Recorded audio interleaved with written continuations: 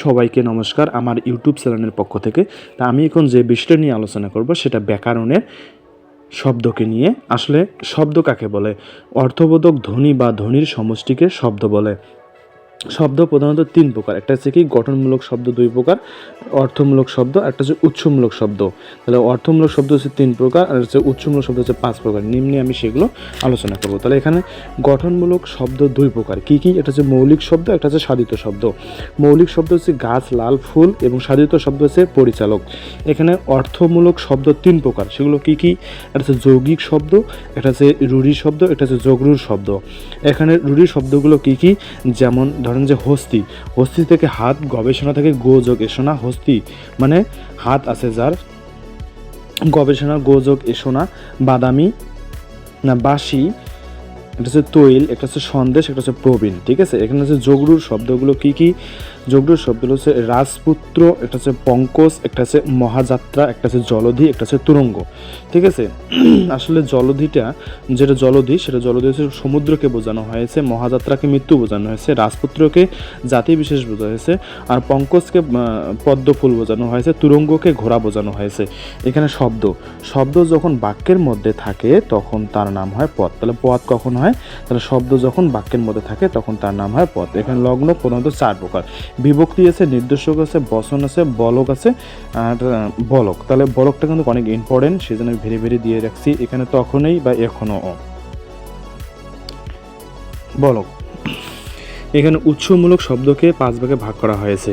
উৎসমূলক শব্দকে পাঁচ ভাগে ভাগ করা হয়েছে। একটা হচ্ছে তৎসম শব্দ, একটা হচ্ছে তদ্ভব শব্দ, একটা হচ্ছে অর্ধ তৎসম শব্দ, একটা হচ্ছে বিদেশি শব্দ না দেশি শব্দ, একটা হচ্ছে বিদেশি শব্দ। তাহলে এখন তৎসম শব্দগুলো কি কি? একটা হচ্ছে চন্দ্র, সূর্য, নক্ষত্র, গ্রহ, আকাশ, পৃথিবী, ধর্ম, ভাষা ইত্যাদি, গণপ্রজাতন্ত্রী এবং মহাপরিচালক এবং সচিবালয়। তদ্ভব শব্দগুলো কি কি? যেমন চন্দ্র থেকে চাঁদ হয়েছে, মাথা থেকে মা হয়েছে, হস্ত থেকে হাত হয়েছে। এখানে অর্ধ তৎসম শব্দ, গৃহিণী তাহলে গিন্নি, এখানে কুৎসিত কুৎসিত।